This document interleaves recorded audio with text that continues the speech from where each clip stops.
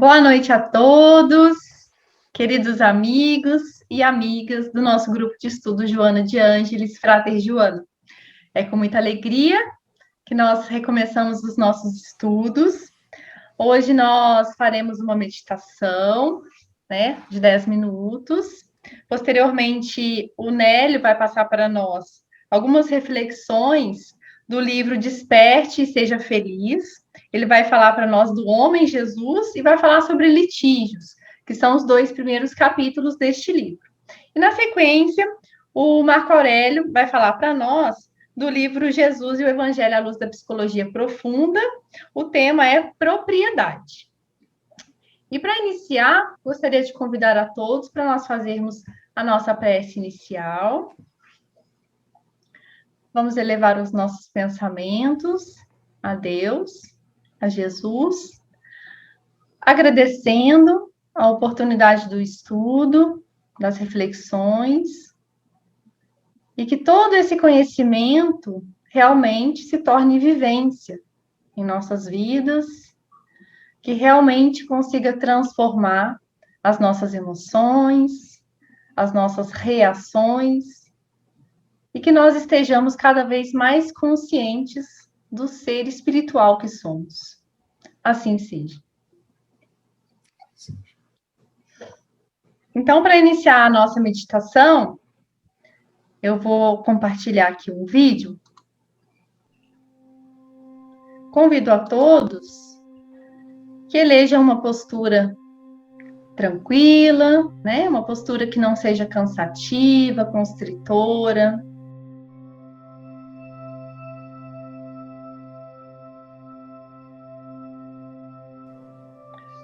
Vamos alinhar a nossa cabeça, alinhar os pés, a coluna.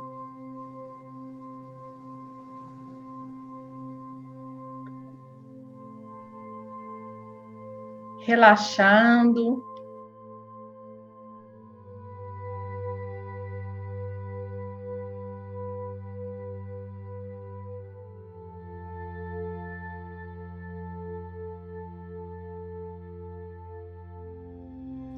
Inspire, expire. Vamos respirar e inspirar. Inspire, expire. Inspire, retendo o ar, com a boca fechada. Vamos contar até 5 e soltar o ar, com os lábios ligeiramente entreabertos. Inspire, expire. Inspire, retenha o ar com a boca fechada, conte até 5 e solte com os lábios ligeiramente entreabertos.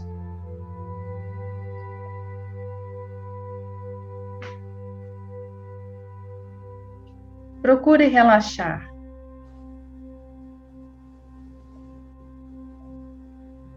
Inicie concentrando-se no couro cabeludo. Relaxe. Concentre-se agora na testa. Relaxe. Concentre-se nos olhos. Relaxe seus olhos.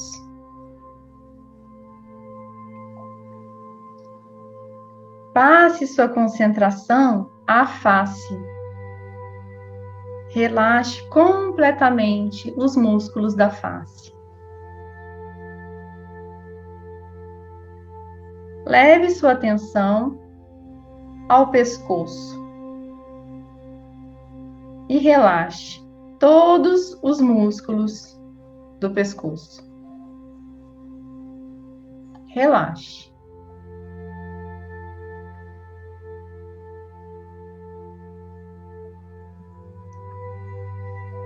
Continue descendo a concentração até o ombro esquerdo e relaxando. Braço esquerdo, mão esquerda,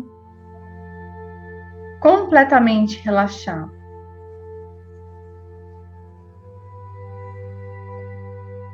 Direcione agora a concentração até o ombro direito e solte. Braço direito, mão direita. Relaxe, deixando as mãos completamente relaxadas.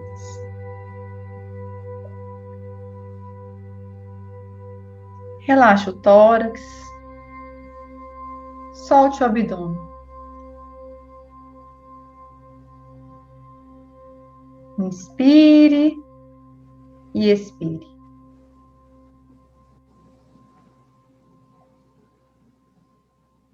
Coxa esquerda, perna esquerda, relaxando.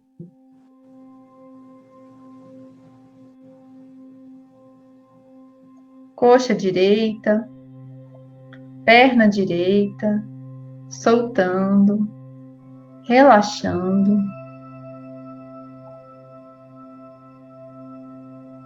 Pé esquerdo, pé direito, dedos dos pés, solte.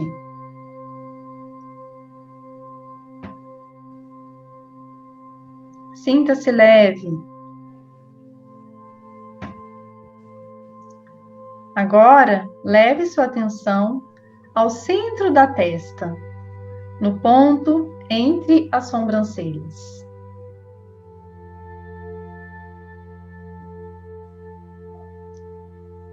Visualize uma paisagem, uma visão encantadora, confortante, e se transfira para lá.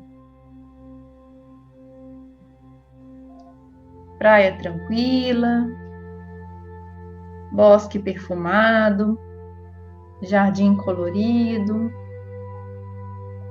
regato cantante e manso, lago espelhado, recanto bonito.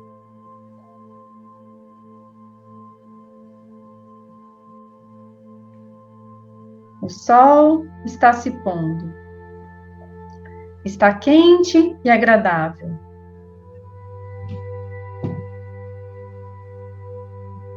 O vento acaricia devagarzinho o seu rosto. Sinta o perfume da natureza.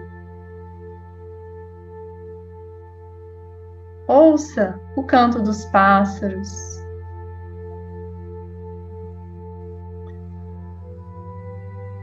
Agora, sinto a paz que está ao meu redor. Sinto que Deus está em tudo. Sinto a presença divina na natureza. Sinto a presença divina em mim. Desfruto desse ambiente. Sinto o presente que é a vida. Agora, minha atenção volta-se internamente.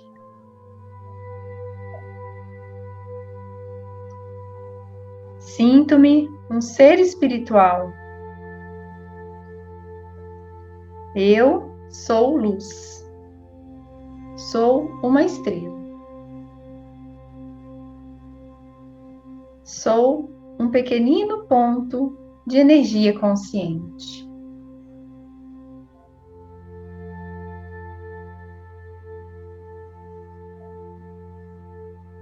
Estou leve, me distanciando da atração da matéria. Sinto-me voar para além do céu.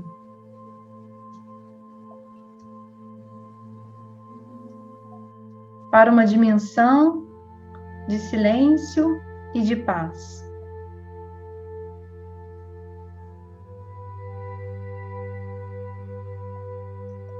Viajo a um mundo de luz. Estou livre.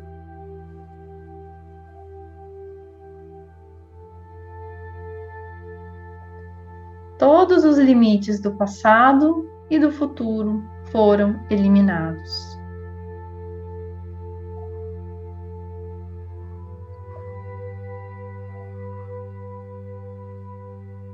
Voo leve, sem qualquer peso.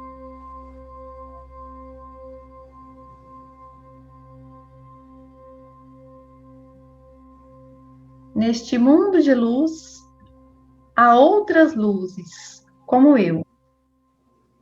Pequeninas centelhas de luz conscientes. Almas irmãs, brilhando nesse universo de luz metafísica.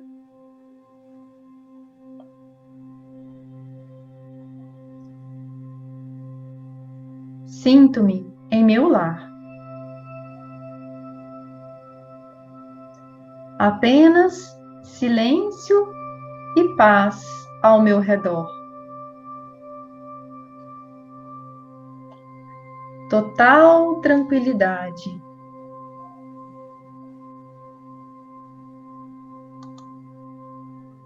Uma luminosidade vermelho-dourada que me faz experimentar grande conforto e bem-estar.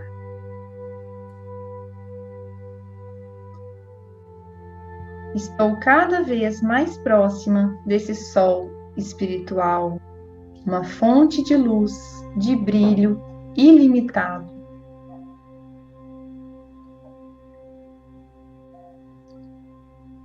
O sol espiritual me preenche com todas as suas cores, com beleza e sabedoria.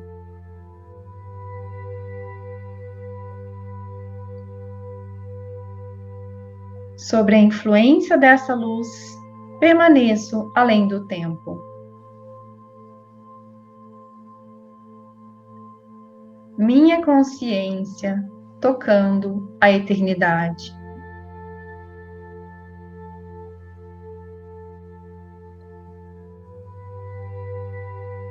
Em contato com os raios desse sol, preencho-me de bem-aventurança e felicidade ilimitadas. Absorvo suas qualidades divinas.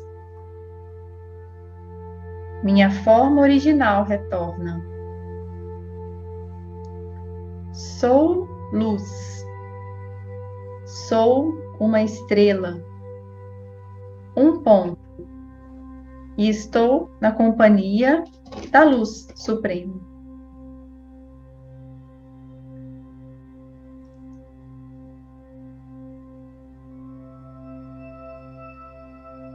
E de maneira suave, mantendo essa luminosidade e essa leveza, eu venho retornando da meditação. Prestando atenção ao ambiente físico, ao meu corpo, na minha respiração, e guardo comigo essa experiência de paz.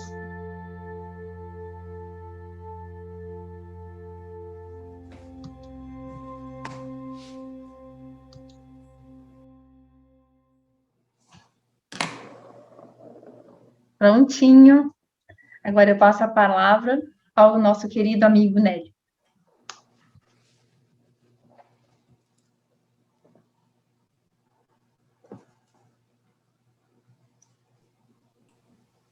Nélio, seu microfone está desligado.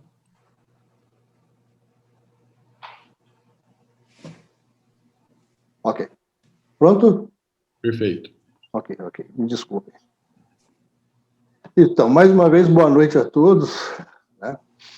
Voltando aos poucos da meditação, parabéns, Cíntia, pela meditação, ótima.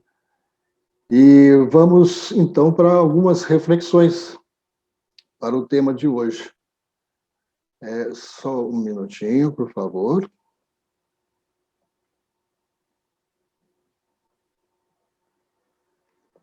Deixa eu só conseguir aqui compartilhar uma tela com vocês.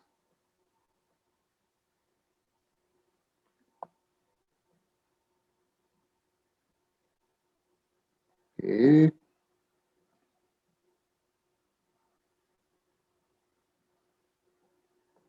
Só um minutinho, por favor. Então, aqui está. O tema de hoje, nós vamos falar sobre o litígio, né, o homem Jesus, no livro Desperte e Seja Feliz. O capítulo 1, o homem Jesus, o homem, e o capítulo 2, litígio. A gente pretende fazer uma pequena introdução de alguns conceitos para que a gente possa conseguir passar com mais clareza a intenção nossa de abordar esses dois temas, né, os temas da noite. Aqui eu tenho um quadro e a gente pode observar a dimensão azul, né? O que está em azul é a dimensão espiritual. Então, aqui está o self, né? E aqui coloquei os arquétipos e complexos. Do lado direito está a nomenclatura de Jung. Do lado esquerdo, a nomenclatura utilizada por Jorge Andréa. Jorge Andréa é o Marco Aurélio que nos trouxe... Marco Aurélio, você tinha 14, 15 anos quando nos trouxe os conceitos do inconsciente puro, inconsciente atual, inconsciente passado, né, Marco Aurélio? Então você está bem tranquilo, né? Ano passado. Quanto a isso, ano passado.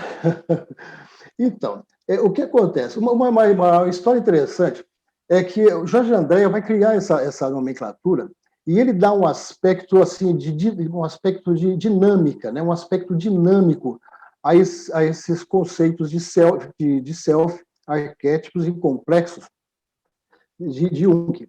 Porque Jung se utiliza de uma nomenclatura que dá uma impressão assim de estático, né? De estática para esses elementos. E a gente sabe que com as reencarnações sucessivas, esses elementos eles são atualizados, né? Eles são, na verdade, o inconsciente é um depósito das experiências do espírito. Né? Então, Jorge Andréa coloca o nome sempre como núcleo de potenciação. Quando ele coloca núcleo de potenciação, é sempre que cada item desse é um potencial a ser trabalhado, transformado e a caminho da perfeição. Então, essa dimensão azul vista no quadro é o próprio espírito. Né? A gente vai trabalhar com a nomenclatura de Joana de Ângeles, que é o tema da noite. Né? O livro é Joana de Ângeles. Então, a gente vai ver o self, arquétipos e complexos. Para falar um pouco agora a gente vê essa dimensão azul, então, esse ciclo seria a consciência espiritual. O self, na verdade, é o próprio espírito. E depois a gente vai falar sobre os arquétipos e complexos. Então, vamos falar sobre o self. Essas características são básicas. Eu tive vamos dizer assim, a preocupação de, pelo menos, esses conceitos, as características básicas de cada item, para que a gente pudesse entender de forma assim, bem tranquila os temas da noite. Então, não são só essas as funções e características, mas talvez sejam as mais importantes para a noite de hoje, o estudo dessa noite. Então, vamos lá. Self. Olha, o self é o próprio espírito. O self é parte do psiquismo, e na verdade, todo o psiquismo. É o próprio espírito. Né? Então, é importante a gente saber que ele é o princípio inteligente, que ele vem dos três reinos, e isso é importante saber por quê. Porque Jorge Andréa vai dizer que ele tem um impulso divino. Na verdade, o self ele traz o sentido da vida. Antes mesmo de desabrochar a consciência do espírito, espírito com E maiúsculo, já o próprio princípio inteligente ele já segue um caminho que é o sentido da vida, até em função ou em busca da própria vida. O Jonas Dias vai chamar de fototropismo nas plantas, né, o instinto nos animais, e psicotropismo, que é o impulso natural e inapelável para Deus. Né? Então, a gente costuma dizer que o self não se engana quanto ao sentido da vida. E é isso mesmo que acontece. O self, essa frase é importante a gente guardar, porque ela vai fazer diferença né, lá pela frente a gente vai observar isso. Uma outra função é que o self é o organizador do psiquismo, como eu havia dito, e ele é o próprio psiquismo. Ele é responsável pela evolução do psiquismo em harmonia com as leis divinas, naturais. Então, o que acontece? Toda atuação do espírito, todo ato, toda conduta que não seja em harmonia com as leis divinas, leis naturais que está na própria consciência, ele registra.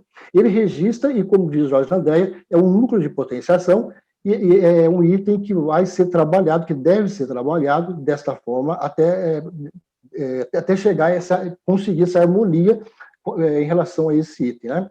Então, é registro também de todos os fatos, atitudes, traumas, ações que estejam em desarmonia com as leis divinas, como havia dito. Observação. Todos esses registros se constituem material a ser trabalhado e darão características de perfeição a cada indivíduo, espírito, como eu já acabei de dizer, né? Então, o exemplo de caracteres de Jesus. Jesus é mestre e o grande educandário. A gente sempre percebeu na conduta, na maneira de agir de Jesus, ele tem essa característica de mestre, né? E a Terra sempre foi considerado pelos espíritos um planeta que, na verdade, é um planeta pequeno, mas considerado pelos espíritos como um grande educandário. Então, como planeta escola, como escola, é uma grande escola, né? E nada melhor do que para dirigir, né, uma escola do que um mestre. Então, Jesus tem essa característica, né? Então, vamos falar agora sobre arquétipos complexos e sombras. O self, ele registra todas as, como eu estava dizendo, todas essas ações, todas essas atitudes, emoções que estão contrárias a essa harmonização, contrárias às leis divinas. E aí a gente vai constituir os arquétipos e os complexos, e sombra. Isso que a gente vai agora abordar, a característica desses elementos. Arquétipo e complexo. O exemplo de Caim e Abel na Bíblia já traz essa noção de arquétipo e complexo. Na Bíblia diz assim, Deus chega para Caim, após o assassinato de Abel, e fala, Caim, cadê seu irmão Abel? Tá? E aí Caim vai falar assim, como a boca fala o que está cheio o coração, Caim fala assim, por acaso, sou eu o guardador do meu irmão? Olha que Caim já revela duas coisas. Primeiro, que ele não está contente com a situação, com a abordagem. Já está aí caracterizado um sintoma. E outro, que ele já revela que ele tem guardado o irmão. Né? Então, o arquétipo e o complexo, toda ação, no caso do assassinato, que é contrária às leis divinas, há um registro. Né? Há um registro no próprio consciente. Então, o elemento que julga está dentro da gente. Tá? Então, vejam bem, o que poderia ser o arquétipo? Que poderia não. O que é o arquétipo nesse caso? É o assassinato. E o complexo? Abel. E se Caim efetuasse outros assassinatos, a gente chamaria esses outros assassinatos de outros complexos. Se Caim assassinasse João, seria o complexo Abel, complexo João, e assim vai. E todos eles têm a sua emoção, todos eles geram o seu sintoma, e todos eles característicos, com a mesma característica, guardam semelhança, por isso estão no mesmo arquétipo. Tá? Agora, sombra e complexo, a diferença de sombra e complexo. Sombra não é a mesma coisa que complexo, há uma pequena diferença. O complexo é alguma coisa que está ali, e ele vem, ele é ativado, influencia a nossa vida, mas de repente a gente não conhece, a gente não tem essa identificação, a gente não conscientizou esse complexo. E a sombra, sim. A sombra é algo que eu conheço, né, já percebi, já identifiquei, e não quero assumir isso, não quero conscientizar isso. Isso, para mim, me traz um desconforto muito grande, e eu sei que isso existe dentro de mim, e isso, com mais intensidade, eu quero colocar no esquecimento. Tem uma comunicação, foi o ano passado, de um espírito, agradecendo uma reunião na casa de Jorge Medeiros, a casa que a gente participa. Esse espírito, na verdade, ela foi uma prostituta, e ela, na França, e ela cantava muito bem, começou cantando, nos cabarés, e de repente ela se prostitui e termina a vida numa situação muito deplorável, fisicamente, financeiramente, e ela foi explorada, se sentia-se explorada por todos. E ela se prostituiu.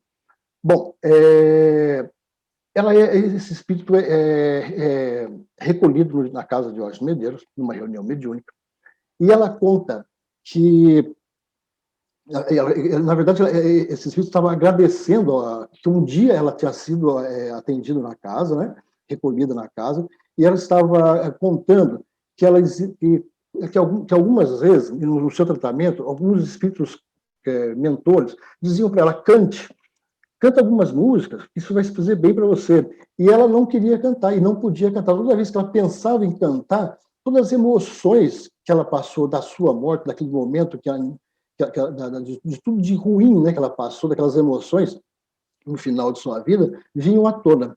Ou seja, o canto para ela, a sombra pode ser até uma habilidade, uma competência, mas que traz essas emoções negativas. Então, para ela, estava na sombra. E ela conta até que depois os espíritos foram trabalhando, e os espíritos conhecendo esse processo, por isso que falavam para ela cante, para que ela pudesse conscientizar dessa sombra e ir trabalhando essa sombra. E aí ela disse que, com o tempo, começou a cantar e foi participar de um coral que tem para receber as crianças que chegam para as reuniões do EDEC, que é um estudo, né, do Evangelho para criança, da doutrina espírita, que é feito aos domingos de manhã. E a gente não sabia. Então, existe um coral onde os espíritos cantam, recebendo as crianças. E ela começou a participar. Isso fazia parte do tratamento dela. Interessante isso, né? Bom, arquétipos complexos e sombras. Vamos a algumas características principais dos complexos. Interessante também a gente saber o seguinte: eles estão constantemente sob o impulso do psicotropismo exercido pelo self. Há uma força natural e constante fazendo com que esse complexo ele venha a ser conscientizado. Isso é da vida. Isso é da vida, é o sentido da vida. Vamos dizer assim, todo desajuste, há um sentido da vida, há um impulso natural para que isso seja trabalhado, né, de alguma forma, em algum momento. E é por isso que todos esses complexos não vão ser trabalhados todos os dias e em qualquer hora, mas eles geram essa rejeição nossa, até por não querer, e tem que ser assim, né, para não deixar esses complexos tomarem conta, mas eles geram um sintoma, né? Então, vários sintomas que a criatura desenvolve, percebe, e não consegue, na medicina, encontrar solução para isso, né? Na medicina, você não encontra a causa, e eles são de origem psicológica, né? De origem psíquica. Uma outra característica: todos, de alguma forma, geram sintomas e emoções, influenciam os outros, a sombra com maior intensidade. Então, influencia os demais influenciam este. Né? Há uma rede de influências entre eles. Né? Então, há uma resultante, que é a resultante da existência de todos esses complexos, essa resultante psíquica. Então, isso vai gerar um estado mental da criatura. Tá? Sujeito aos estímulos externos em conjunto ou individualmente. Olha, vários estímulos externos pode ativar um complexo ou um conjunto deles. Né? Às vezes a pessoa, de repente, assistindo um filme, assistindo uma reportagem, alguma coisa acontece que dentro que a pessoa não sabe por quê, ela se sente emocionada, ou ela se sente muito feliz, ou ela se sente alguma coisa assim, uma emoção toma conta. São esses estímulos que o complexo está sujeito. Né? Normalmente se impõe ao ego emoções, sintomas,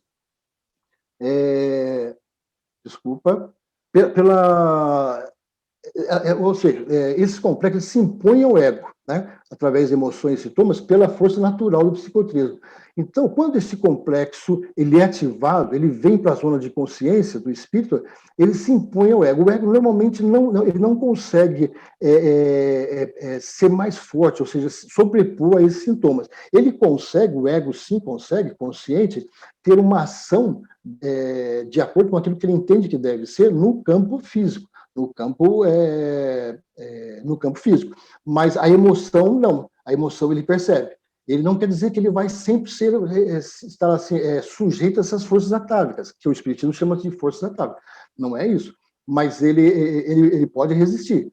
Mas o que acontece quanto aos sintomas, emoções, ele não consegue, como é que se diz? Ele vai perceber, ele vai sentir, embora ele não venha agir de acordo com esse complexo. Em conjunto ou individualmente, quando ativados, ditam sintonia e afinidade. É natural. Todos esses complexos, eles geram uma resultante. E essa resultante, se não trabalhado pelo ego, ele vai naturalmente ditar a nossa sintonia, a nossa afinidade.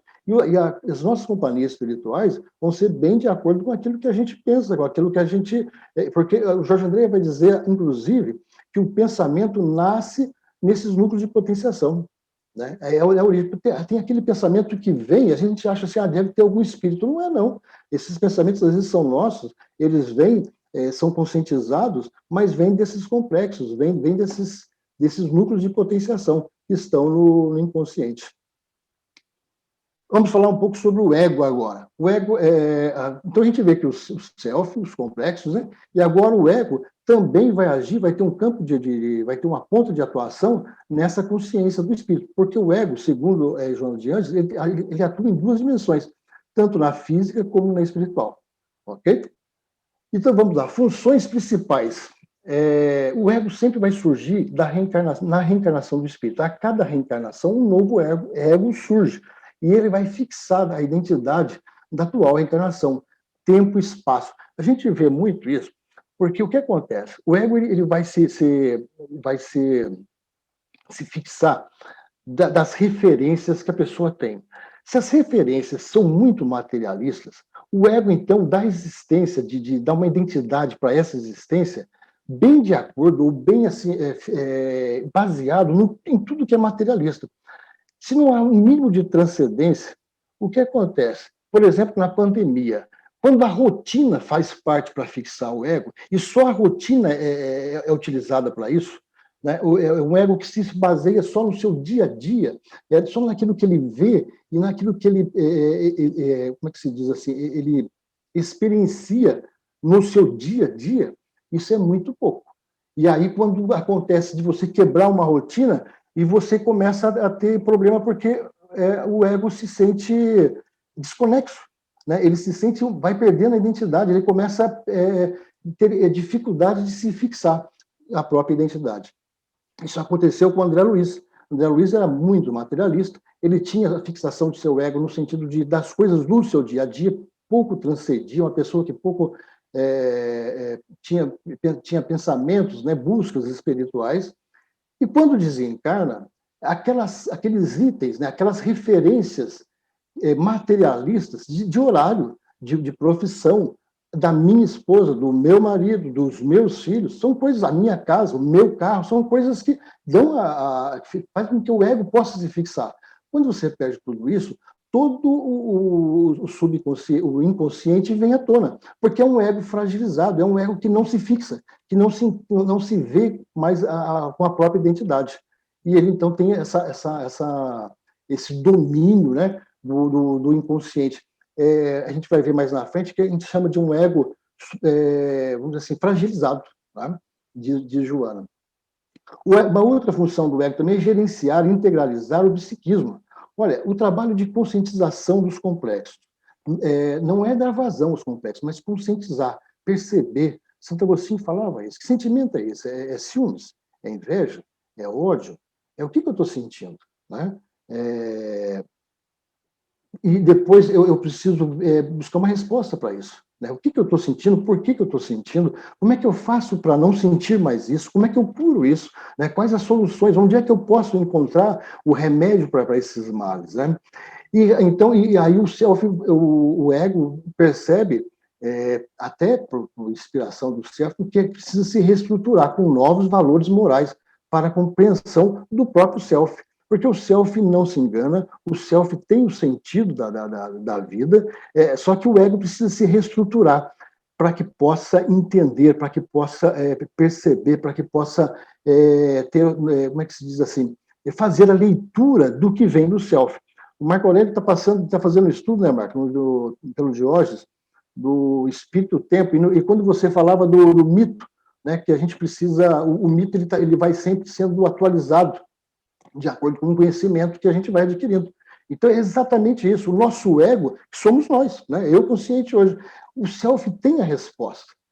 Através de uma prece, através de uma intuição, eu posso conseguir a resposta, só que eu preciso ter valores para isso, para entender a resposta. Ela chega como intuição. A intuição só chegou aquela hora? Não, ela chega sempre. O problema é que eu preciso desenvolver meu ego através de novos conhecimentos, através da meditação, através da interiorização, para que eu possa entender esses valores. Porque, às vezes, chega um valor e eu não tenho base moral de entendimento para decifrar, né, as verdades que o self nos manda. E quando você fala em self, você fala as palavras de Jesus, o ensinamento de Jesus, a doutrina espírita, a gente está sempre crescendo, né? A gente está sempre crescendo para que a gente possa, quando fala crescendo, reestruturando com novos valores o ego, né? Então, basicamente é isso.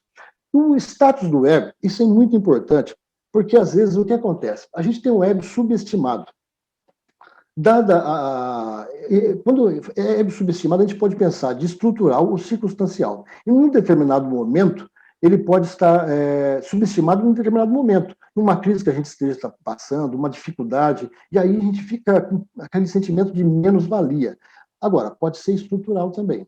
Estrutural é que já vem pela somatória, pela resultante desses complexos, eles trazem para o ego isso. O ego ele é influenciado por toda essa emoção e ele vai se sentindo cada vez menos valia, porque ele se sente, através de um psiquismo bastante, às vezes, culpado, comprometido, né? Então, isso subestima, traz esse sentimento de menos-valia para o ego, né? O ego superestimado é aquele que, sabe, a pessoa só se enxerga, né? Ele não tem sabedoria, no sentido de entender que ele também tem muita coisa errada, comprometida, né? Tem muitos enganos, equívocos dentro do seu inconsciente, né? E ele também não consegue alcançar o self. Então, é uma pessoa que só se vê, né? E se acha sempre subestimado. Então, o orgulho, a prepotência, isso dá essa característica, né? Ego equilibrado é consciente de suas necessidades em virtude em virtude do autoconhecimento. Então, esse trabalho de autoconhecimento é uma coisa que vai nos trazer um equilíbrio, no sentido de que a gente vai estar bastante consciente de tudo aquilo que a gente ainda é, das nossas dificuldades, porque uma coisa é dizer que eu não sou um espírito perfeito, que eu tenho muitos erros, muitos comprometimentos, isso é uma coisa. Quando eu começo a descobrir, perceber essas imperfeições, e que não são poucas, e às vezes são graves dentro de mim, isso me traz uma séria até serenidade, no sentido de, puxa, eu desconfiava mesmo, mas é verdade, né? E estou sentindo isso, né? Isso me traz uma certa... Mas não é que isso deve nos colocar numa vibração assim de culpa, de medo. Não, é de equilíbrio. Saber realmente do material que deve ser trabalhado. O ego equilibrado é alguém que, na minha percepção, é alguém que começa a alcançar, ou em busca, ou está próximo da sabedoria. Porque quem tem só o ego, e o ego, esse ego baseado em bastante conhecimento, ele acha que o mundo é só o conhecimento que ele tem. Por maior que seja esse conhecimento, a vida e o mundo não é só isso. A vida é esse ego equilibrado quando ele percebe que, além de todo o conhecimento que ele tem também todo um comprometimento, que é natural, né? Um espírito de terceira ordem, e que precisa ser trabalhado. E que tem um self e que ele precisa alcançar esse self. Que ele ainda é pequeno e precisa procurar se reestruturar para alcançar toda essa sabedoria, esse alcance, né? Para ter alcance para entender o self. O ego surge quando da reencarnação do espírito, a gente já falou, e agora é uma outra característica, status do ego subestimado, equilibrado, acho que eu estou repetindo, assim, ego anulado. Então, quando a gente fala de ego, às vezes, ego a gente está falando de uma função. A pessoa fala assim, isso é o ego no sentido de, como é que se diz, da pessoa se sentir muito. Não, não é. A gente está falando do ego função. Né? E o ego tem que existir, porque a gente viu todas essas características do ego, importantes para a evolução do espírito. Tanto é que quando o ego é anulado, a esquizofrenia, a origem da palavra diz mente dividida. Então, quando o Jonas de Anjos fala de Jesus, ele vai falar de homem integral, ou seja, todo o potencial psíquico integrado. Quando você anula o ego, o que toma conta são os complexos. Né?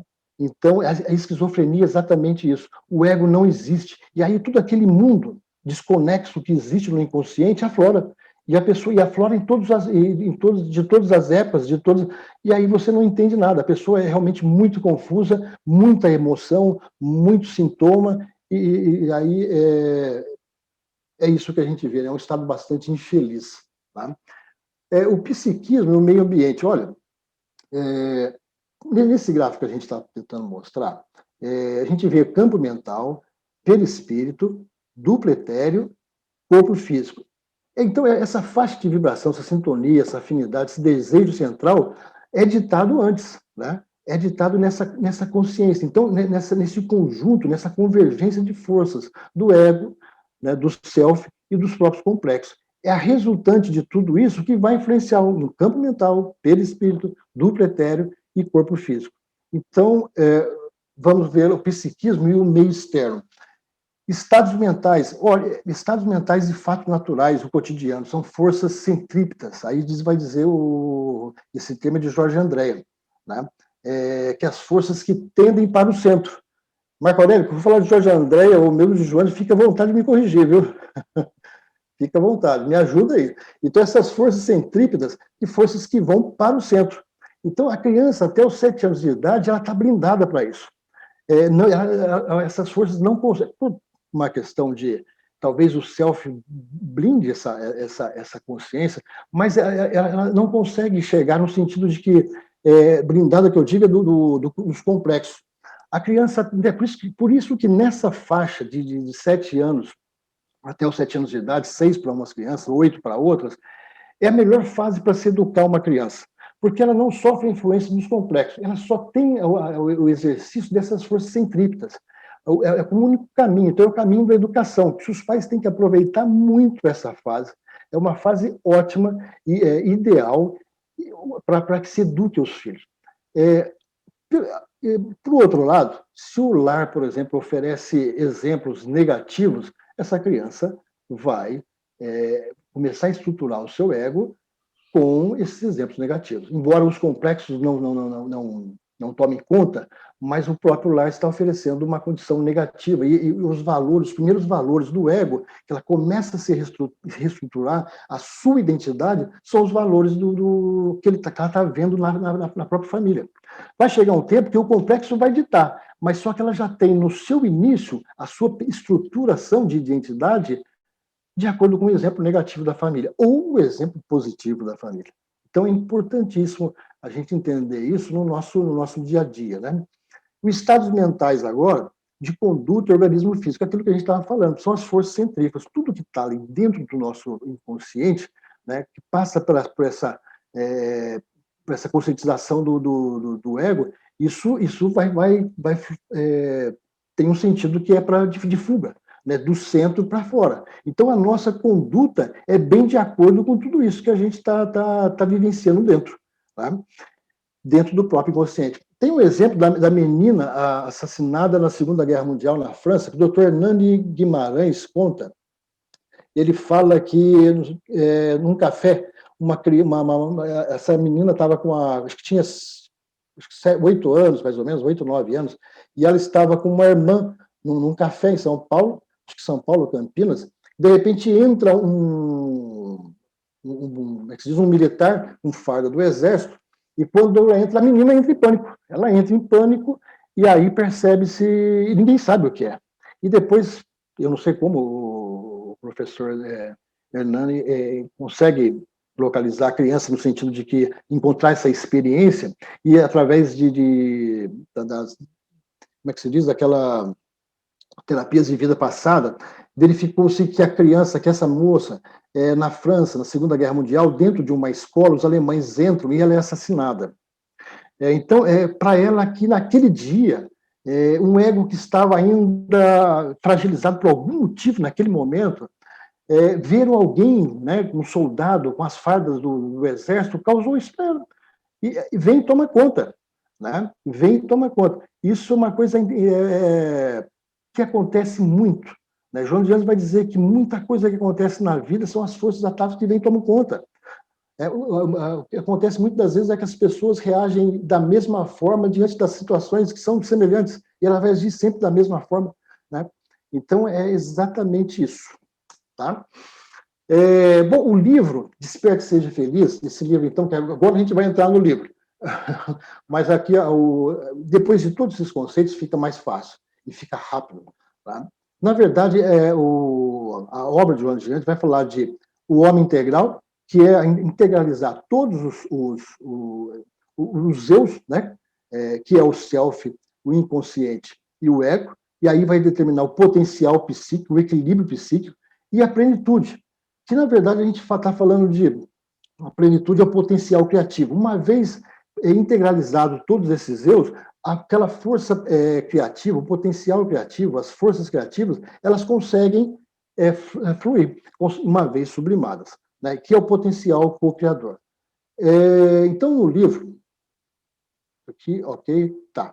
Então, vamos lá para o capítulo 2 do livro, litígio. Né? Esse é o tema. Gente, fala assim, conceito do litígio. Depois de toda essa introdução, a gente vai ver que tudo que a gente ouviu antes, tudo que a gente recordou, a gente vai utilizar agora. E eu imagino que ficaria difícil falar sobre litígio, ficaria difícil entender perfeitamente litígio se antes a gente não tivesse aqueles outros conceitos recordados. Então, litígio, conceito, contenda ao longo do tempo, podendo ser judicial ou pessoal. Nós vamos falar do pessoal, né? Daquilo que de uma manifestação psíquica.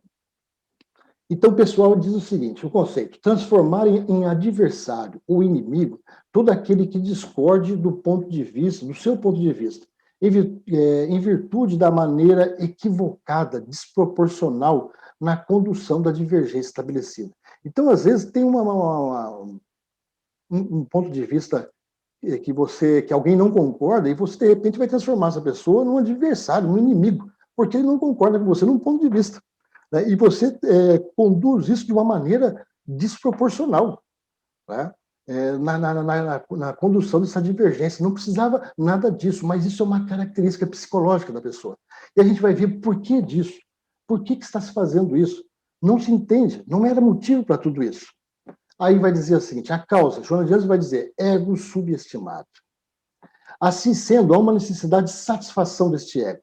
Mesmo que subestimado por outras razões, a gente não sabe por quais as razões, pode ser, são outras. Mas o litigante elege este litígio, mesmo que de forma inconsciente, uma oportunidade de satisfazer o próprio ego. Então, veja, não é aquele ponto de vista que ele viu discordado, né? Mas é uma necessidade psicológica dele.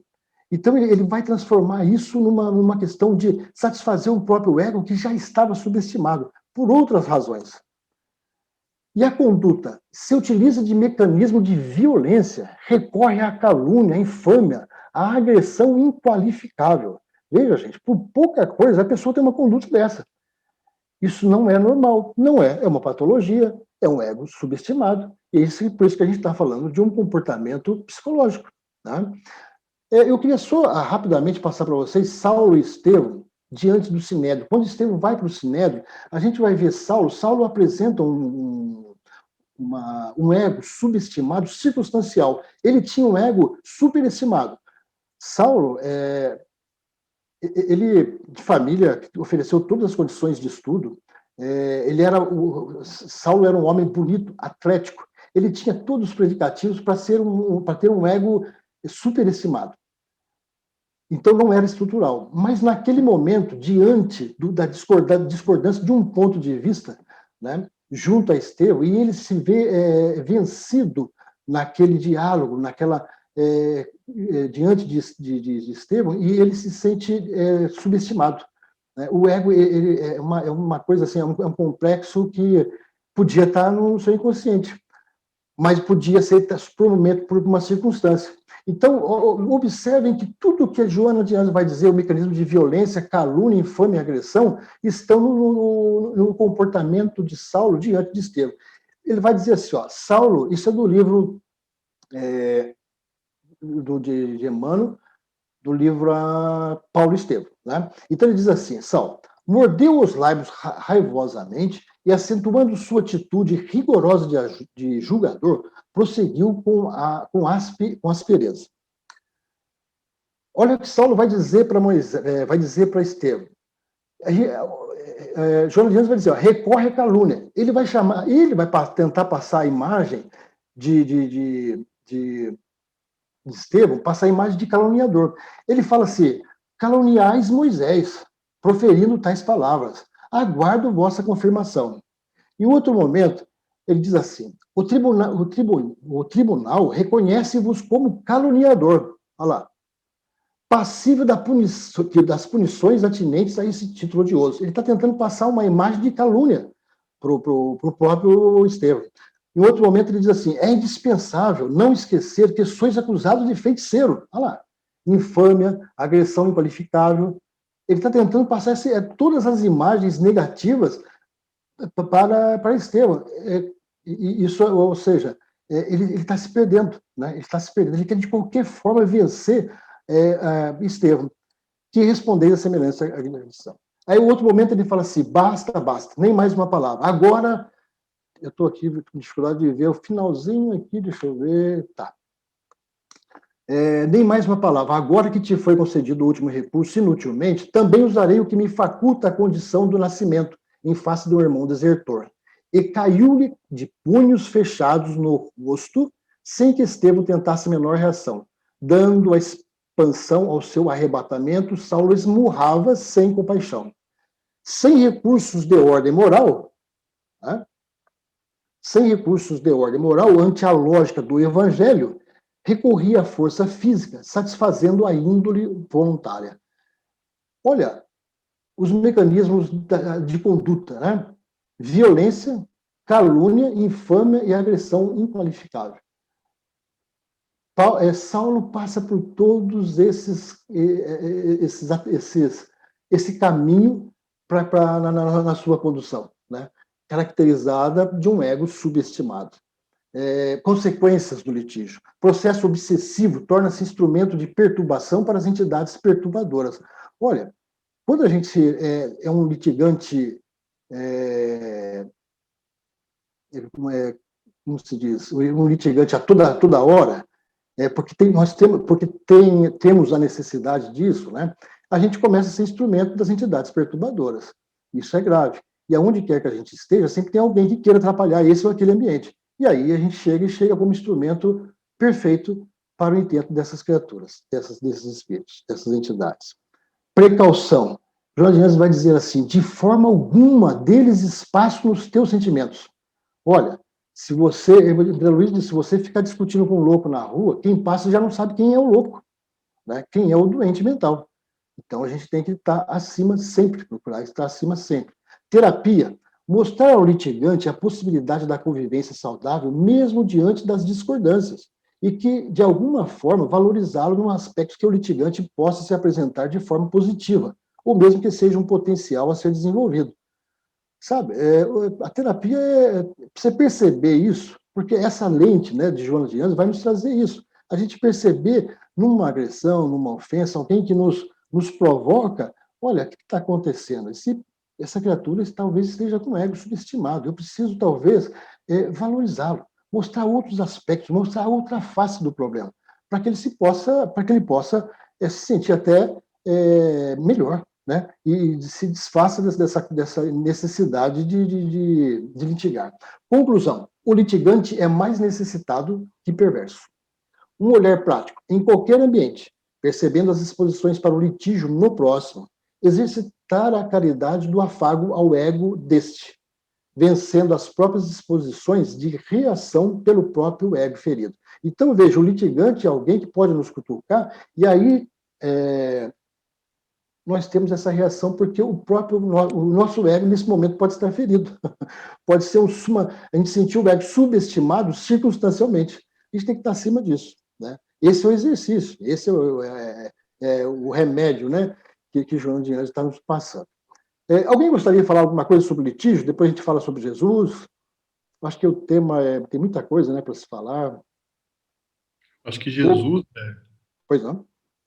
acho que Jesus ele mostra bem isso, né? Quando no capítulo evangélico fala assim, né? Quando lhe baterem a face direita, oferece a outra, né? Eu acho que tem um pouco disso, né? Quando a gente se toma pelo pé da letra essa passagem, quando lhe baterem a face direita, oferece a esquerda. Ele está falando do litígio, né? Quando alguém litigar com você, quando alguém for brigar com você, quando alguém estiver numa demanda com você, oferece a outra face. E aí oferecer a outra face não está relacionado com o fato de quer bater, bate, eu vou abrir aqui as minhas defesas, eu não vou, eu vou contra o meu instinto de conservação e deixo que você me ataque livremente. Não é exatamente isso, mas tem a ver com essa fala aí da Joana, né, que é de oferecer a outra face, de fazer com que o indivíduo possa perceber pelo próprio ego de que de que não é exatamente isso, né? Então, quando você vê o diálogo dele com o soldado que lhe bate a face, você vê que ele diz isso, né? Ele pergunta pro soldado, né? Por que me bates? Eu não lhe fiz nada, né? Ele chama o indivíduo ao raciocínio, ele chama o indivíduo à razão, ele faz o indivíduo via lógica, né? Ele faz o indivíduo sair daquela explosão violenta que não tem racionalidade, né? Ele traz o indivíduo a uma posição mais realista e não envolvida pelo campo emotivo, né? Então, normalmente o ego é entendido como um porteiro, né? Como um porteiro que permite que determinadas reações percebidas pelo inconsciente cheguem ao consciente. Então, ele permite ou não permite a entrada de algumas coisas. Mas quando existem essas fragilidades, essa é uma das funções do ego, ser esse porteiro, né? Porque a nossa mente, a mente humana, ela pega todos esses elementos, ela capta todos esses elementos, mas o ego é o elemento que permite que alguns desses elementos sejam levados à consciência, né? À percepção. Então, ela abre essa possibilidade e fixa a atenção nisso. E quando ela fixa a atenção nisso, né, isso pode ser trabalhado, isso pode ser desenvolvido, isso pode ser ampliado, isso pode ser superado, isso se transforma em virtude, conhecimento e tudo mais. Entretanto, existem muitas coisas que o inconsciente reprime, ele não deixa, ele é melhor, o ego, ele não permite que isso venha, que isso se manifeste, a não ser quando, aí como você está falando, o complexo, né? Que aí ele se impõe ao porteiro, ele mete o pé na porta e entra, o ego não lida e o indivíduo tem explosões, né? Da questão do litígio. E aí você tem que chamar o indivíduo à razão, à racionalidade, a prestar atenção em si, né? E é o que Jesus faz nessa passagem evangélica bastante interessante aí para mostrar essa questão do litígio. Mas obrigado aí pela sua fala, achei que foi importante. Nossa, Marco, eu que agradeço. Eu tô com uma certa dificuldade, viu, Marco? Nervoso aqui para falar. Eu vejo você falar com tanta facilidade assim, eu fico. Eu vou ter que treinar muito, viu? Ilma, você gostaria de falar alguma coisa? Por gentileza. Em se tratando, né, de um estudo, eu acho que quando a gente pega todas essas questões, é interessante que a gente olhe o nosso comportamento, né? Então, até agora nós estamos colocando o litígio vindo do outro, né? Mas como que a gente tem se comportado?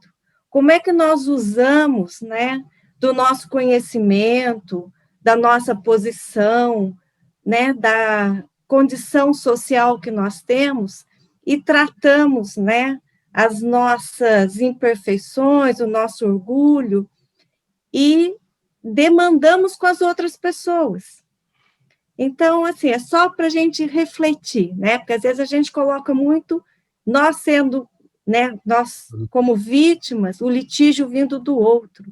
Mas é para a gente refletir, né, diante de tudo que você colocou, e parabéns aí pelas suas colocações. Obrigado. Como que eu aplico isso na minha vida e no meu comportamento? Tá? É isso aí que eu gostaria aqui de colocar. Perfeito, viu, Ilma? E eu consegui me identificar aqui como litigante, só que eu não tive coragem de colocar aqui no papel. Mas é triste, viu? A gente realmente se vê nessa condição, viu? Bom, mais alguma coisa? Podemos passar para Jesus o Homem, próximo tópico. Isso é bem mais rápido. Vamos lá? Então vamos lá. Velho, Pois não. Eu só comentar uma coisa que ficou aqui, né, que eu acho que às vezes é interessante, né? Quando você coloca aquela questão do ego superestimado, do ego equilibrado, do ego, você percebe que isso tem a ver um pouquinho com aquela questão da humildade, né? Tem a ver com aquela questão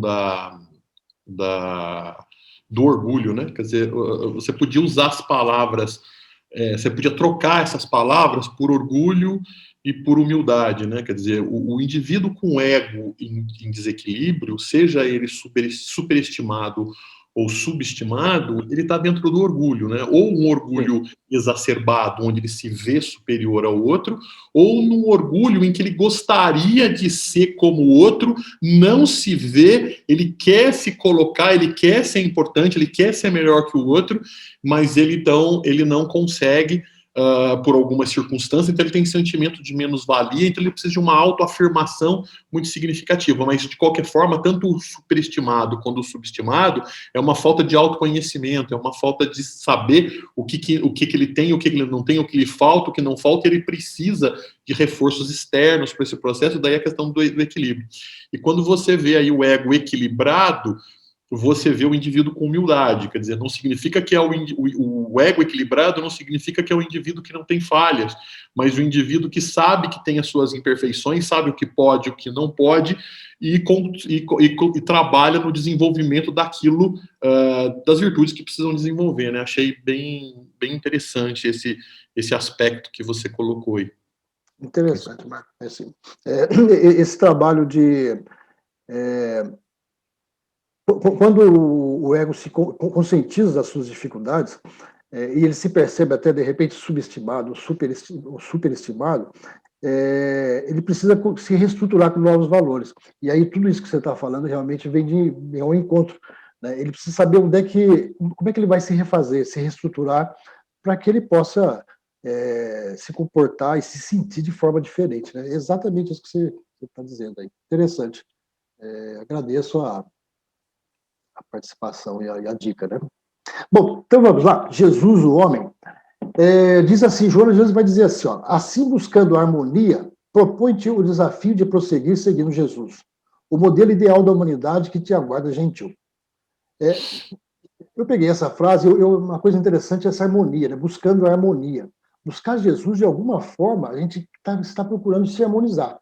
E ela cita Jesus como modelo ideal da humanidade, né? E na questão 625 do Livro dos Espíritos, é uma questão bastante conhecida, né? Qual o tipo mais perfeito que Deus tem oferecido ao homem para lhe servir de guia e modelo? Né? Sem dúvida, Jesus. E aí a gente dizia assim, os Espíritos estão dizendo, e o self não se engana. O self não se engana.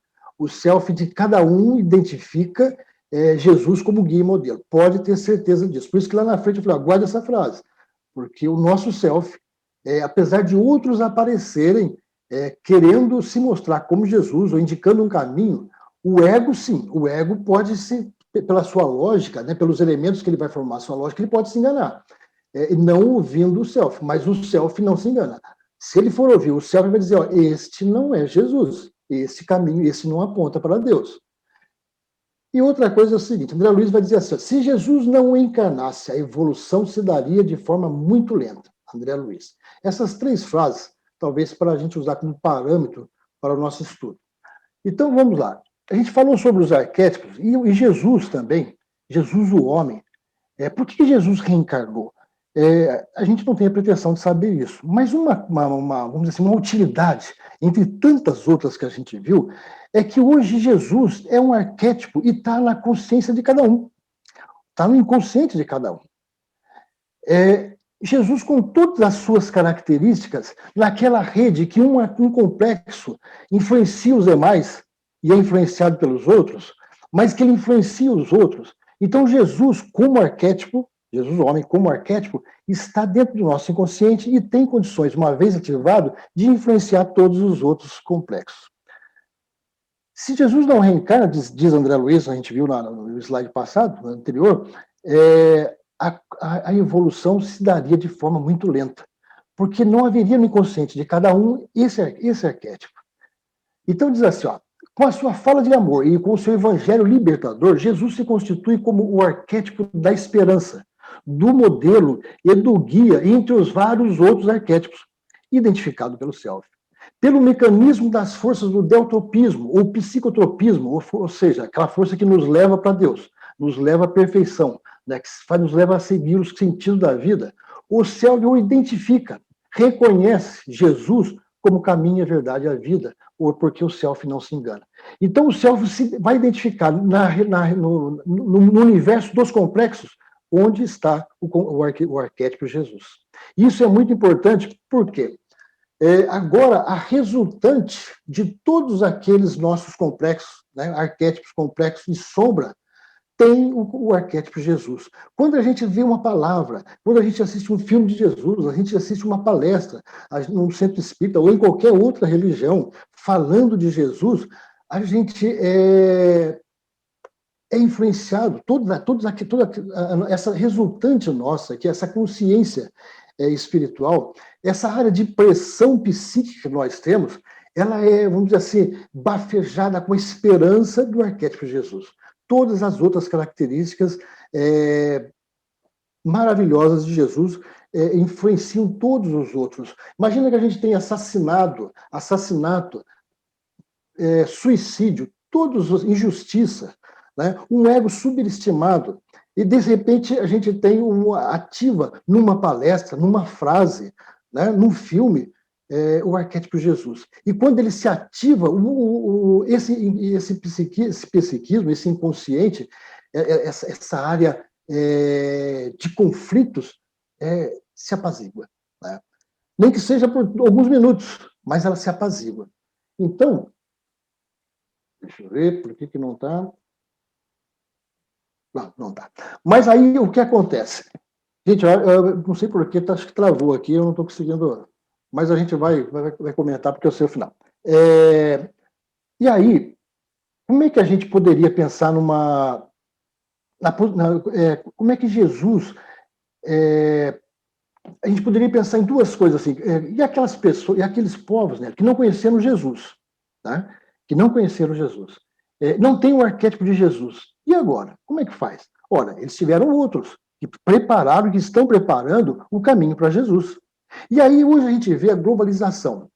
O homem de negócio, né, businessman, é aquele que ele está servindo de instrumento para a espiritualidade, porque através da globalização, quando ele pensa no lucro amoedado, a espiritualidade está pensando porque no conjunto, no caldeirão dessas culturas, está o Evangelho do Cristo. E essas criaturas que hoje não conhecem Jesus vão conhecer Jesus. O instrumento é o dinheiro, o instrumento é o tesouro amoedado. Mas eles um dia vão encontrar esse grande tesouro. Eles estão achando que é a moeda, mas um dia eles vão encontrar esse grande tesouro, que é o arquétipo de Jesus. Porque o arquétipo de Jesus, ele está no inconsciente, ele está no inconsciente coletivo, né? E ele pode ser por experiência própria ou pelas tradições, pelo que se ouve. Como o Self, você pode ouvir uma coisa, você pode não ter experienciado, não ter uma passagem, não ter vivenciado na época de Jesus. Mas quando você começa a ouvir falar de Jesus, você começa a ler Jesus, e você Jesus em qualquer outra religião, o Self identifica, fala, isso lhe faz bem. Né? Esse é o caminho. Né? E você tem um íntimo que fala, isso é verdade. Então, a gente observa hoje a China, né, com todo esse poder econômico, eu fico pensando assim, olha, se tem um tesouro que o chinês um dia, que hoje ele não tem esse arquétipo, né? Não predomina o pensamento cristão de Jesus, embora eles tenham toda uma ética deles que vem de Confúcio, né? Mas eu acho que o grande tesouro que eles vão encontrar é justamente isso, né? Esse arquétipo de Jesus.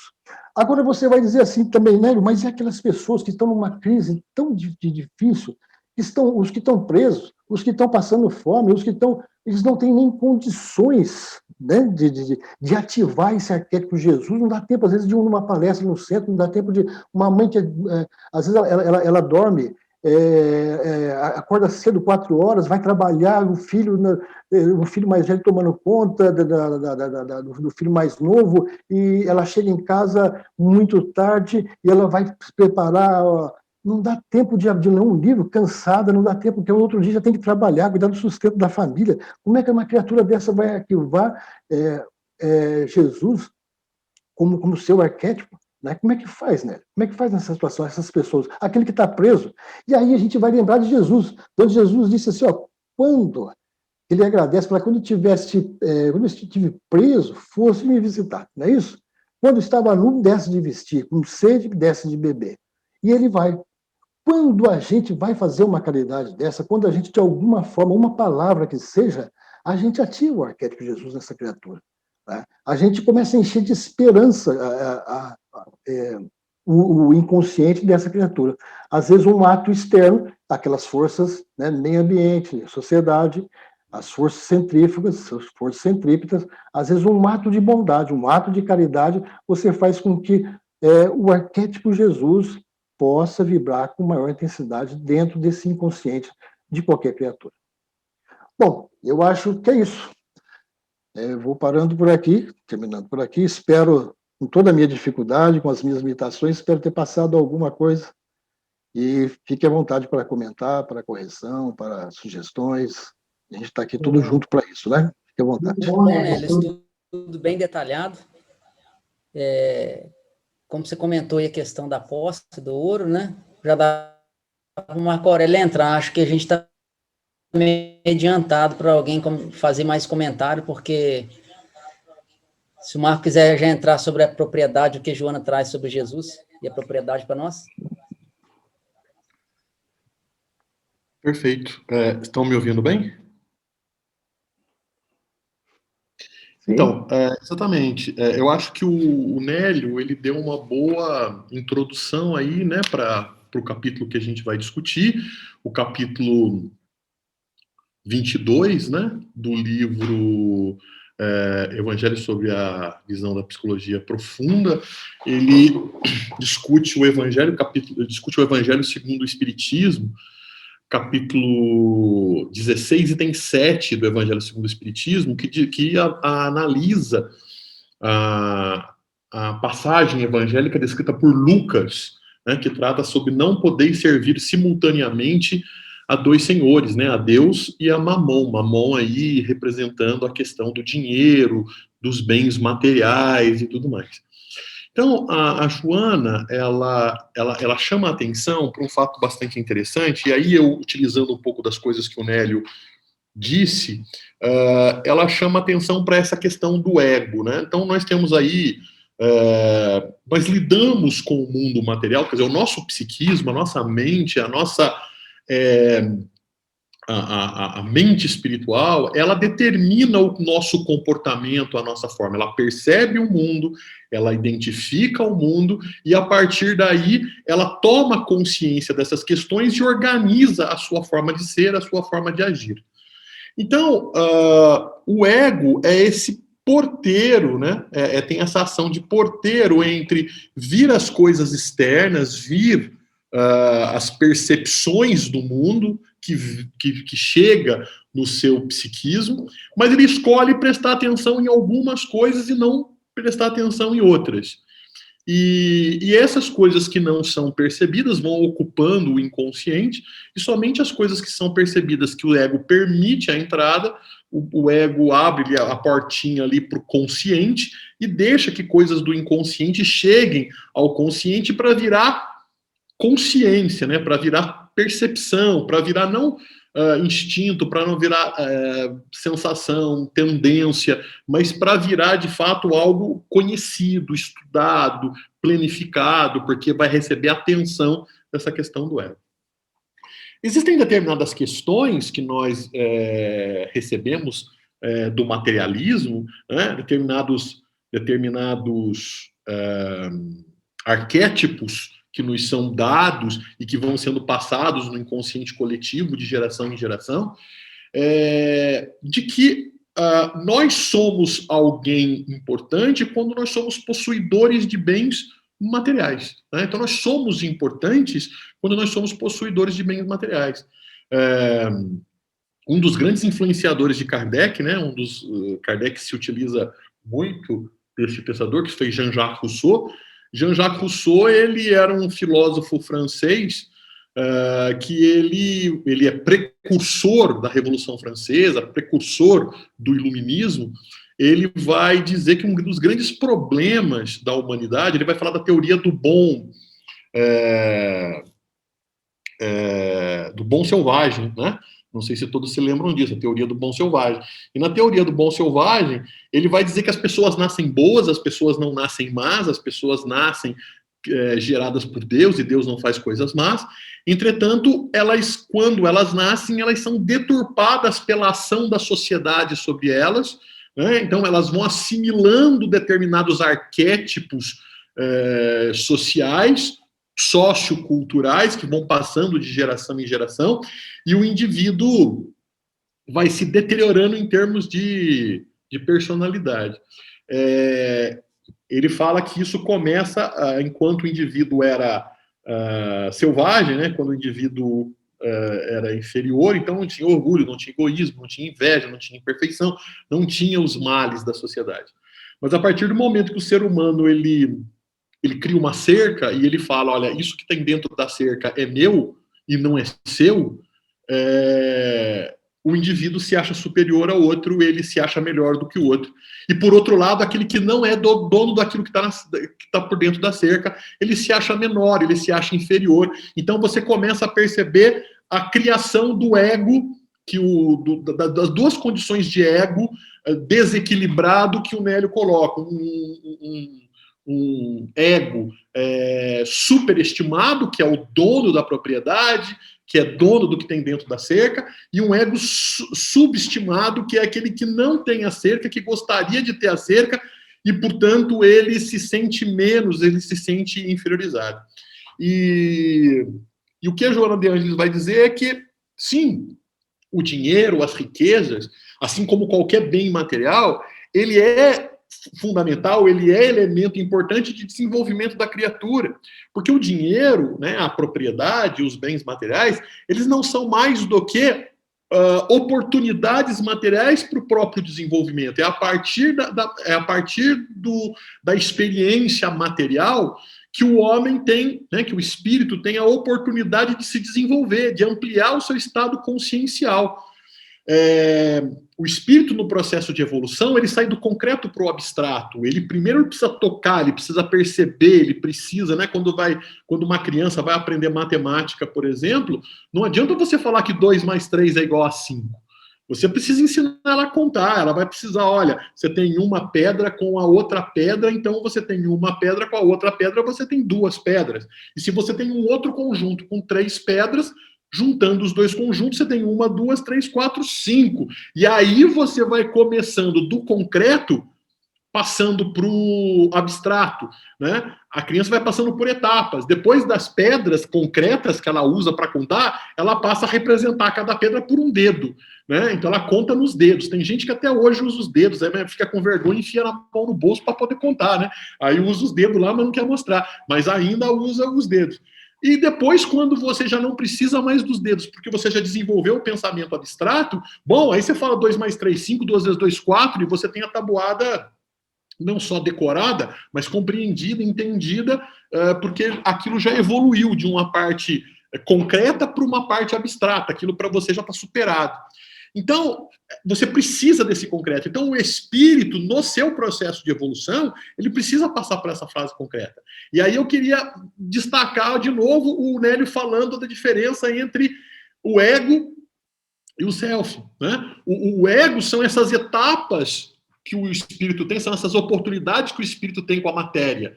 Enquanto que o self é o espírito que evolui. Então, o espírito, aquele que é criado simples e ignorante, que um dia vai ser perfeito, ele é o self. Mas a cada etapa encarnatória, ele vive uma oportunidade consciencial, ele tem uma oportunidade de se relacionar com a matéria. E quando ele tem essa oportunidade, ele assume uma personalidade, ele assume uma persona, que é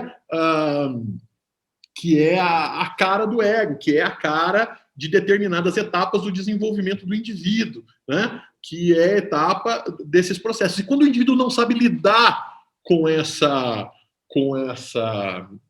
esses bens materiais, quando ele ainda é muito voltado a essa questão do concreto, o simples fato de possuir faz com que ele se sinta maior do que aquele que não possui.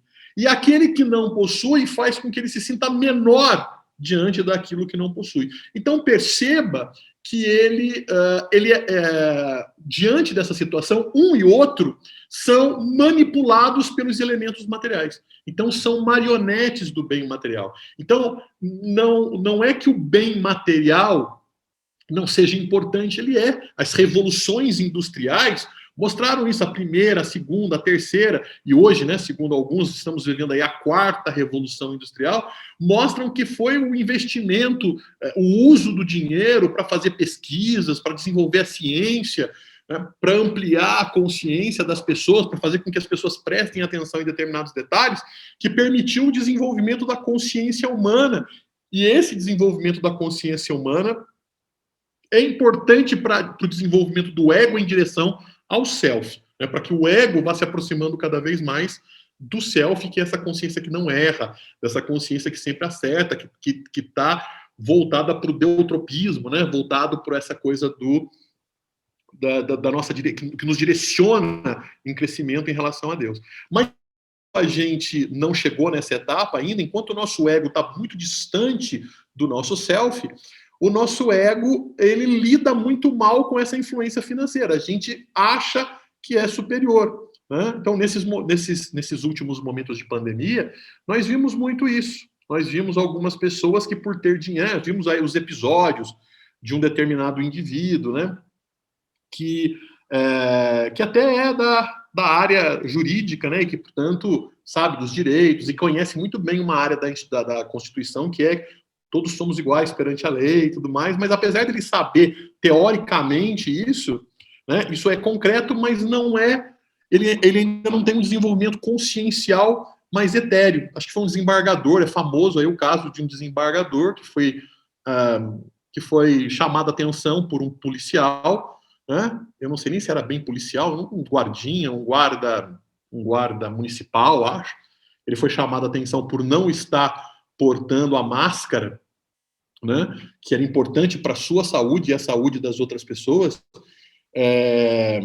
ele pegou e, enfim, jogou ali, olha, tenho um curso superior, eu sou desembargador, você é um analfabeto, você é isso, você é aquilo. Então você percebe que o indivíduo ele tem uma necessidade de autoafirmação, ele tem uma necessidade de se sentir superior ao outro, e uma forma de se sentir superior ao outro é dizer que tem mais, né, que possui mais, que tem mais título, que tem mais dinheiro, que tem mais propriedade, né? E ao contrário, Jesus vai dizer que quem é muito dado, muito será pedido. Então ele, como um desembargador, ele como um conhecedor das leis, ele como um avaliador do poder judiciário, né? Porque como desembargador ele avalia o desempenho de juízes que analisam o comportamento da lei, ele deveria ter uma consciência maior.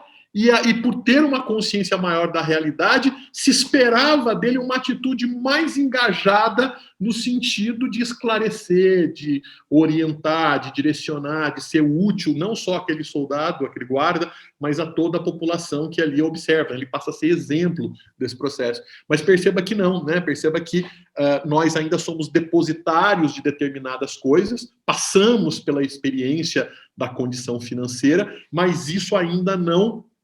Nós mostramos que nós ainda não sabemos usar isso, nós não sabemos manipular isso, porque o nosso ego ainda é muito frágil.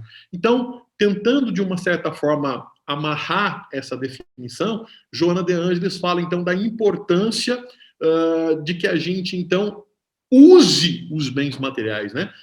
Jesus, quando ele nos ensina, né, quando Kardec nos ensina a lei da conservação, ele fala que a gente tem direito ao uso dos bens materiais, né? Ninguém é contra o uso dos bens materiais. Numa passagem de Jesus, quando eles descem do Tabor, eles chegam à cidade, Jesus está cansado e vai começar toda aquela sofreguidão, né, da paixão, né? Ele vai ser, naquela noite ele vai ser preso e tal, mas durante os preparativos para a ceia, Madalena começa a passar azeite nos cabelos de Jesus. Essa é uma passagem famosa, e os apóstolos ficam enciumados, veja bem, né? Os apóstolos são santos, né? Quer dizer, veja bem, eles são santos, imagina se não fosse. Então, quando a gente olha para eles que são santos fazem isso, a gente que está muito longe de santo, a gente vê que, né, a gente está numa situação muito complicada. Mas ciumentos, né? E ciúme de homem, né? Ciúme de homem, quer dizer, estão enciumados ali de Madalena, tá ali fazendo um carinho em Jesus, Jesus aceitando aquele tipo de coisa, e eles vão lá e dizem para Jesus: olha, tá gastando esse azeite aí, a gente podia pegar esse azeite e vender, e com o dinheiro comprar comida para os pobres e não sei o que e tal. E Jesus diz: olha, não é esse azeite que vai matar a fome das pessoas. E ele fala: eu não mereço, eu não tenho direito, né? Tentando mostrar ali que todos nós temos o direito ao uso dos bens materiais, temos direito ao gozo dos bens materiais, temos direito ao gozo do uso material. Então, o uso do dinheiro, o uso do recurso, isso não tem problema algum. O grande problema é quando nós somos utilizados por ele, é quando a gente sacrifica determinados relacionamentos, sacrifica determinados valores morais para obter esses elementos materiais por causa da nossa fragilidade de ego, por a gente querer se sentir melhor ou maior do que a gente é em relação aos outros. Então, a gente, ao invés de utilizar esse recurso, a gente é utilizado por esse recurso, né? Então, o fato, eu me lembro de uma vez, numa festa de um amigo nosso, ele estava fazendo 86 anos, os filhos resolveram fazer uma grande festa, né, para o pai, que tinha 86 anos, e alugaram um clube, né, fecharam o clube, chamaram uma porção de convidados, uma grande festa, orquestra, música, comida aberta e tudo mais e tal. E eu cheguei nessa festa e fui procurar o aniversariante, né? Eu tinha chegado um pouco atrasado e eu fui procurar o aniversariante. Foi uma sexta-feira, eu estava dando aula, terminei minha aula e cheguei um pouquinho atrasado e fui dar os parabéns ao aniversariante e ninguém sabia onde ele estava. Fui lá, ele estava afastado de todo mundo. Eu falei: o senhor está aí sozinho, o senhor que é o aniversariante? Ele falou assim: olha, isso aí é amigo dos meus filhos, eu nem sei quem é, os meus parentes tudo morreram, os meus amigos já morreram, eu não conheço ninguém que está aí, né? Provavelmente estão comemorando não sei o quê, porque eles não estão me comemorando, eu não conheço, eu não sei quem é. Agora, eu peguei aqui, aí ele me mostrou, ele foi lá, pegou o que ele gostava da festa, porque também quem escolheu a comida não fui eu, foi o meu filho, foi não sei o quê. Agora, então tem muita coisa lá que eu não gosto. Eu peguei o que eu gosto, vim aqui pro meu canto, e ele estava com o radinho ligado com a música que interessava, não era com a música que a orquestra estava tocando, e ele estava curtindo o aniversário dele. Mostra ali, né, que cada um tem o seu jeito ali, de fazer o gozo dos bens materiais como lhe melhor aprouver. Entretanto, às vezes, a festa foi muito mais para tentar mostrar para a sociedade o amor que se tinha por aquele homem de 86 anos, e às vezes, quando não se tem o dinheiro, você pode mostrar o amor apenas, né, sem ter dinheiro para comprar um bolo, sem ter dinheiro para contratar uma orquestra, sem ter dinheiro para alugar um grande clube, você pode dar um grande abraço e passar o dia conversando com o indivíduo, que você faria talvez muito mais do que simplesmente ter que dar uma grande festa que, para atender os convidados, você teve que deixar o aniversariante no fundo do clube. Então, é isso. A Joana de Ângeles, ela vai nos mostrar, então, de forma geral, de que nós temos que chamar a atenção do nosso ego para equilibrá-lo, no sentido de entender que precisamos fazer o uso dos bens materiais e não ser utilizados por eles. É isso aí, espero não ter ultrapassado o tempo aí, Marquinhos. Obrigado. Obrigado você, Marco. Muito bom. Nélio e Marco, muito obrigado pelo estudo. Eu só queria comentar rapidinho que eu achei interessante desse negócio dos bens materiais que você está falando, que às vezes nós não estamos dispostos a dispor deles, né? Nos apegamos e nos iludimos. A Joana tem um parágrafo que eu achei muito interessante, que ela fala quando Jesus usa de palavras duras, às vezes com os ricos lá, não só com os ricos de bens materiais, mas também com aqueles que não queriam se dispor do orgulho exacerbado, ela fala do rancor, da presunção, né, e desses sentimentos que, às vezes, também nós nos apegamos a eles. Então, ela usa isso num parágrafo, e uma coisa que você comentou, que ela também fala, sobre a questão da, por exemplo, a inteligência, a saúde, né, ela coloca aqui, as aptidões em geral são recursos valiosos que possuímos provisoriamente, que teremos que dar conta, né, você fez um comentário também. Então, só isso aí, mas muito bom.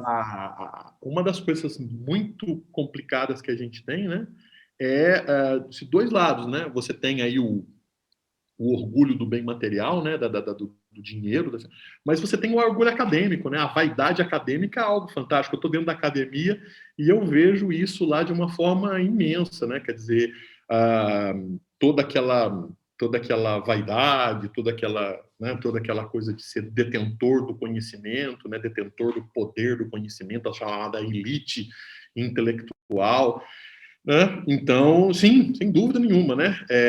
O exemplo que o Nélio deu de Paulo de Tarso é um exemplo claríssimo disso, né? Essa desordem do ego, né? Quer dizer, um homem altamente preparado, um homem altamente intelectualizado, mas um homem que fazia mau uso dessa inteligência, mau uso desse recurso. Jesus vai fazer o bom uso dele, né? Num determinado momento ele foi um perseguidor cristão, mas Jesus vai atrás dele. Olha, nenhum dos apóstolos que conviveu comigo conseguiu entender o meu evangelho como esse homem que não conviveu comigo entendeu. Ele era inteligente para entender. O orgulho não permitia isso. Quando o orgulho baixou, né, quando ele passou a enxergar, quando ele transcendeu o ego, quando o seu ego chegou mais próximo do seu self, quando na entrada de Damasco, quando ele se descobre cego e todo mundo acha que ele ficou cego, e eu não vou ser eu aqui que vou dizer que ele não ficou cego, porque quem sou eu para dizer? Mas para mim, na minha interpretação, é mais uma forma de dizer, um exemplo para exemplificar. Ele se viu cego, não que ele se tornou cego fisicamente. José Saramago, no livro O Diálogo com a Cegueira, fala que todos nós somos cegos que veem, mas não enxergam. Eu acho que foi o caso de Paulo. Quando Paulo, indo para Damasco, para perseguir os cristãos, ele tem acesso ao Evangelho de Jesus e começa a ler, e ele começa a perceber conhecimentos que ele não tinha, sendo um doutor da lei, ele se percebe cego. Ele percebe que foi cego, esse cego que Saramago fala, o cego que via, mas não enxergava, e que ele precisava enxergar. E ele, então, ouve dentro da sua consciência Jesus chamar: Saulo, Saulo, por que me persegues? E ele resolve ir aos cristãos que ele perseguia para deixar de ser cego. E aí Ananias vai lá e Ananias e Barnabé curam, né, lá no livro, Paulo Estevão conta bem isso, né? Ananias e Barnabé curam a cegueira de Paulo, e para mim curam a cegueira não física de Paulo, porque eles não eram oftalmologistas, mas curam a cegueira de Paulo no sentido de fazer com que eles deixem de, não só veja, mas ele conseguisse enxergar. Então que a gente possa trabalhar o nosso ego para que a gente possa enxergar melhor as coisas que Deus nos mostra, né? E a gente possa utilizar as riquezas não só do dinheiro, mas do conhecimento para esse nosso desenvolvimento. É isso aí. Marco, interessante isso que você estava falando, viu, Marco? Só um minutinho.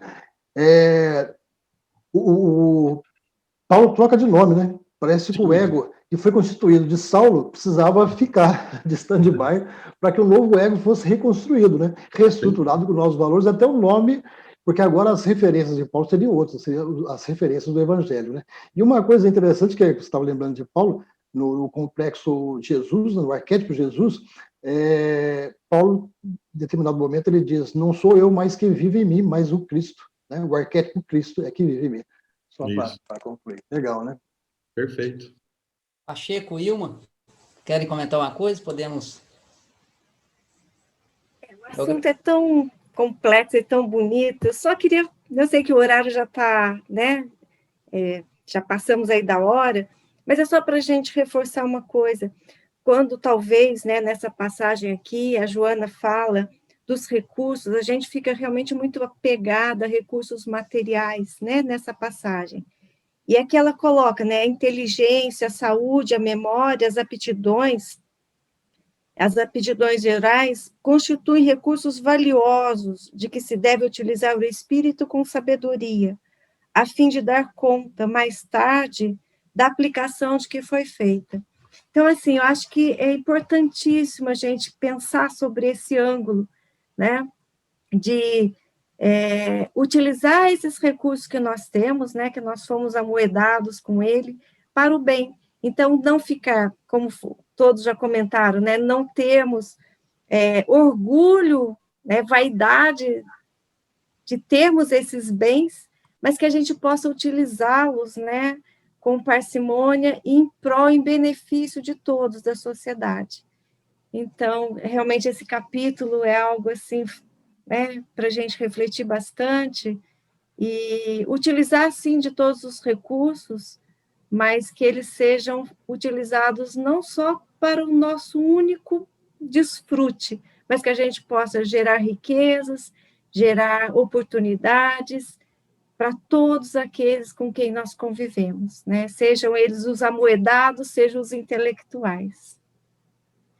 E acho que a Joana fecha esse capítulo com chave de ouro, quando diz que os valores que jamais se perdem são as conquistas elegidas pela razão e pela emoção, que não se transferem de mãos, não perdem atualidade, constituindo fonte incessante de enriquecimento interior, né? Aí volta aquela análise da maturidade psicológica do ser, né? Porque toda essa conquista o ser só vai conseguir através das várias encarnações e com o uso da razão, do aprendizado pelo tudo que ele passou. É isso aí. Agradeço isso aí, gente. O estudo de hoje, foi fantástico. Muito bom, excelente, agradeço a colaboração de todos. Peço aí o pessoal, desculpas do adiantado da hora, nossos amigos que acompanham o estudo aí, mas vai valer a pena, o estudo está bem completo, bem detalhado, e curioso que o que o Nélio trouxe, né? Você vê que as coisas vão sendo, não sei, né, Marco? Um acaso não existe, né? Vamos se concatenando, e o Marco utilizou dos conceitos, então agradeço a vocês dois aí pela colaboração. Tenham uma excelente noite a todos aí. Parabéns, Marco, parabéns, Nélio. Obrigada pelo estudo. Gratidão aí. Obrigado, gente. Boa noite a todos. Agradecer a Cíntia pela meditação fantástica, ao Nélio, ao Marco, para nos trazer esses conceitos, essas reflexões, né, que nos ajudam a nos colocar no caminho certo, né, fazer o nosso ego mais consistente aí, né, mais equilibrado para poder tomar as decisões corretas. Gratidão. Legal. Boa noite a todos. Boa semana, gente. Obrigado. Tchau, tchau. Boa noite. Tchau, tchau.